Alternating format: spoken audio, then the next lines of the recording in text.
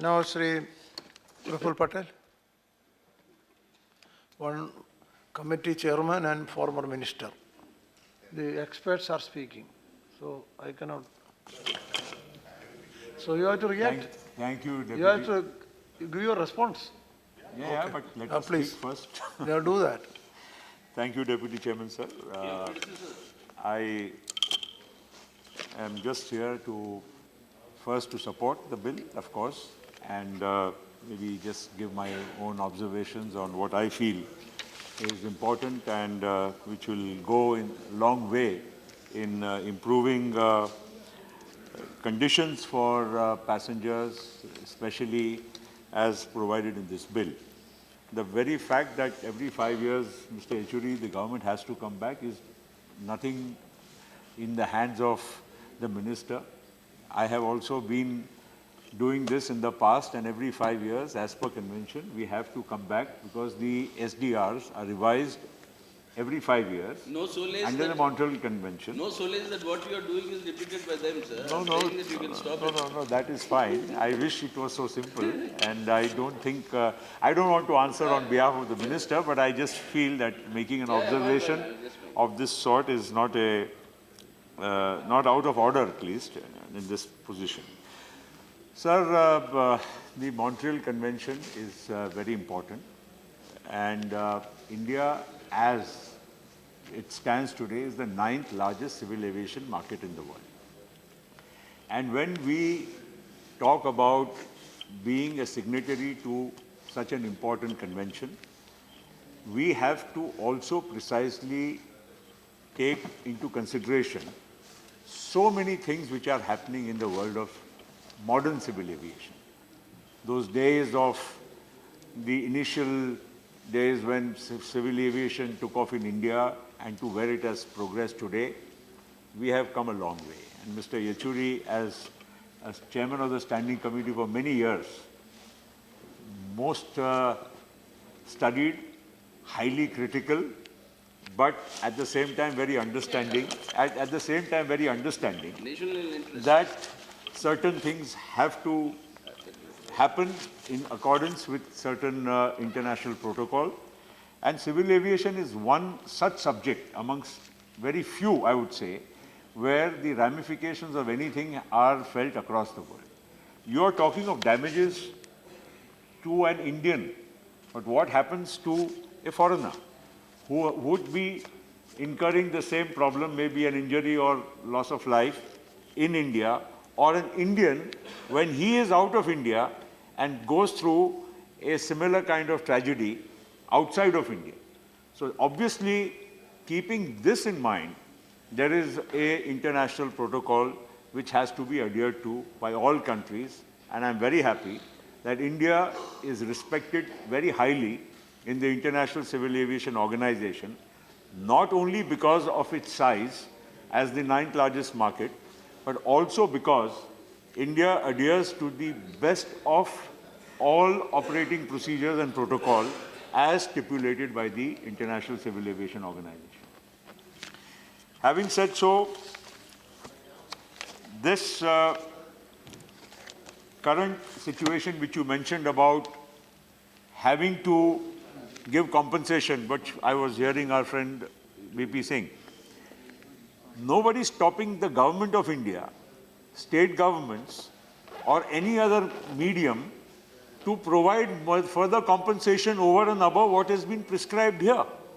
You mentioned specifically about the Mangalore tragedy. It's very unfortunate that that tragedy happened during the time I was there. And it was probably one of the very few tragedies which has happened in a very long time in India. And it also gave us many insights into what could be the possible solutions in such kind of situations. While this is the standard SDR which is provided under the ICAO template, the government of India, the state governments and other various organizations have come forward and given their best to support the victims in such kind of tragedies. So I don't think we should be overly concerned in terms of what is written in this document. It is, of course, important, but there are various ways and means, and I'm sure the government of India, does not have that kind of a very hard approach towards such things. I'm sure in terms of any crisis or any tragedy of any such importance, the government would certainly come forward to give a helping hand. So I don't think we should be in terms of only looking at the standard thing which is written in this document. And as Mr. Nachiappan was trying to raise a certain issue, I think you were saying that every time we should be told and informed in the parliament as to what is the change of SDR. In fact, the bill precisely is answering your concerns. Mr. Yechuri is trying to, in fact, not address your concerns. He's trying to bypass your concerns. No. But the bill, by definition, is addressing the concerns what Mr. Nachiappan has raised. And this is a friendly file. I was not a friendly man, if you really. All I'm saying is please inform all of us what is the change in the SDR. But that has to be. Don't come through a legislative process. But that is all that you have to do is just inform. Sir, this is all friendly, nothing is going on here. So we are all, this is a requirement of ICAO where you have to go through legislation. There is no other way. Anyway, you can find a solution in future and we will certainly, I am sure the government would like to address it. Sir, one more thing I would like to say, sir. When we talk of ICAO, we have to follow many, not many, but in fact, when you go by an ICAO template, if you are to be a part of ICAO, you have to follow it to the letter and spirit, to the final full stop. A new civil aviation policy is in the works, a draft of which has been circulated. It is in the public domain. The minister is aware of it. There is one in the point in the draft policy which says that the government will progressively allow 50% ownership of Indian carriers by foreign either carriers or nationals or whatever. Sir, as per the ICAO template, ownership of a country's carrier has to be 50% and above. It cannot be less than 50%. How can a airline of India, whether it is Air India, whether it is any other carrier of India which carries the Indian flag, have less than 50% ownership? That is not allowed as per the ICAO template. You have to have ownership which is effectively held by the country's flag with which it's flying. And unfortunately, the civil aviation draft policy, I'm not saying you've passed it, mentions that the current 49% will progressively go up to 50%. Now, what happens in a situation when there is 50% ownership by a foreigner? Whose airline is it then? Is it an Indian carrier? Is it, Mr. Gowda, the law minister, will also tell us, is it a British carrier if somebody is from Britain? Is it an American carrier if it is from America? In fact, no country in the world will allow a carrier of that country to have less than 50%. Because it cannot happen. No, that is the ICAO template. No, and the draft civil aviation policy which is in the public domain. I am not talking of something which is hypothetical. This is a draft civil aviation policy which has already been placed in the public domain. It is on the website of the Ministry of Civil Aviation. And I'm sure the minister would like to respond to this. Because when we talk of ICAO, if you are supposed to pass all this by the Montreal Convention, then even as per the convention, no airline of the country can have, no airline which is carrying the flag of, say, India, can have less than 50% ownership. Former Civil Aviation Minister, Mr. Ghulam Nabi Azad, is also sitting here. He will also agree with me. And this is being sought to be subverted by a policies. I'm please advising you, I'm requesting you that look at it. The day you do that, you will be subverting India's position vis-a-vis the protocol and the convention to which we are a signatory. So I'm sure it may have been done inadvertently.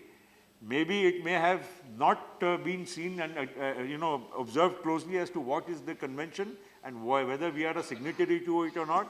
Even, in the eagerness, nowadays we hear the minister and the government saying that we want to abolish this, we want to abolish that. That's fine. It's your authority to frame policy according to the needs of the hour. I do not wish to come into your policy domain, but I can at least advise you on the points which I feel are important. Today, you are looking at abolishing a rule which has been there in place, which is known as the 520 rule. What is the 520 rule? The 520 rule is that any carrier which has been in operation for 5 years in India and which has minimum 20 aircraft shall be allowed to fly overseas. Simultaneously, every carrier of India, a rule framed during the time of Mr. Ghulam Nabi Azad and which I think still holds good today and will hold good for the next 50 years, is known as the route dispersal guidelines. Route dispersal guidelines means what? That if a airline, say any airline, Indian Airlines, Air India, Jet Airways, Indigo, Spice, whichever the airline, if they want to fly between Bombay and Delhi, or they want to fly Calcutta to Chennai, that means metros, they will have to fly X percentage, 2% of their flown kilometers within category 2. What is category 2? Going to Andamans, going to Lakshadweep, Leh, Ladakh, whatever, Northeast, any such part of country which is remote as prescribed under the route dispersal guideline. Then they will have to do category 2A. Category 2A means flying, say, between Jammu and Ladakh, Leh, or flying between Dibrugarh and Guwahati, or between Imphal and coming to Guwahati. So that is known as category 2A. This is something which is time-tested, a rule which was prescribed during Mr. Ghulam Nabi's time. Now this 520, if at all you wish to change it, I have no problem.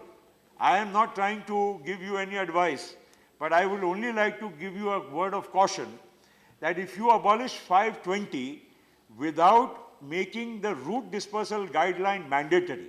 Now when you say 20 aircraft, if an airline wants to have the air operating permit of India and yet only wants to fly outside of India and does not want to fly within India, then where will the route dispersal guideline apply? The route dispersal guideline will only apply to aircraft flying within India. So if an airline wants to have an Indian license but does not want to serve India and only wants to service outside of India, I think it would be unfair. It's only a word of caution. Ultimately, policy is your domain. You're free to do what you want. But if you do something which is not a level playing field, vis-a-vis the old and the new, you give, when what is 20 aircraft and what do people give you examples of? In Dubai, in Singapore, there is no such rule that you have to wait 5 years to fly abroad. I just want to ask you, if you take off from Singapore, you can either land back in Singapore, or you can land in another country, or you can land in the sea. There is no other place you can take off from Singapore and land. Where will you land? Singapore is a city-state. You take off from Dubai, you have to land in a foreign country. You can't land anywhere except going outside of that country. So if those countries have those rules, how are you applying that yardstick to India? India is unique. India still needs connectivity. I can name city after city in India which still has an airport and no connectivity. My esteemed colleague sitting right next to me, I remember all the time as a minister, when I was there, she would come to me and which is to Tuticorin. She wanted a flight service to Tuticorin. Then you have hardly one flight a day.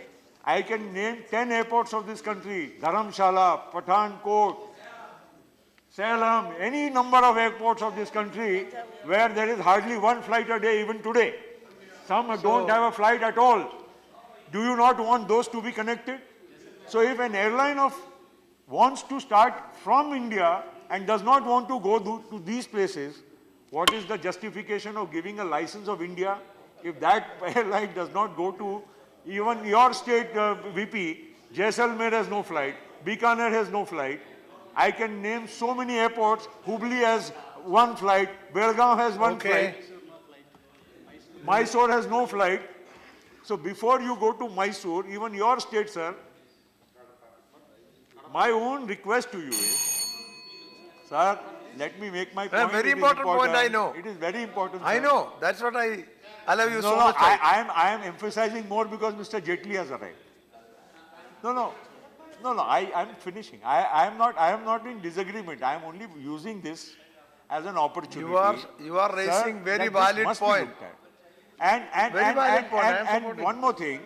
one more thing, why do we want to, sir, I'll tell you, if you look at the route dispersal guideline, you are talking of regional connectivity, right? You have emphasized in your policy. Very good thing.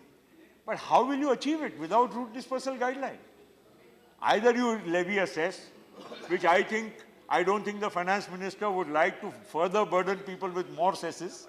He has spelled out his vision, and therefore I would request that the government looks at All this right, now objectively and holistically and comes to a certain definition as to which direction you want to go. Okay. And you please cannot have more than 49% ownership, because that makes the situation of substantial ownership and effective control a very important point. And therefore, please, I would urge the minister to look at these points very objectively. And with these words, I certainly would support this bill in its entirety, because this bill is nothing but a repetition of a bill which I had brought in earlier. Every 5 years we have to. But you raised very But I valid points, very personally valid feel points. that it is Now Minister important to reply. that the minister looks at this. Minister to reply.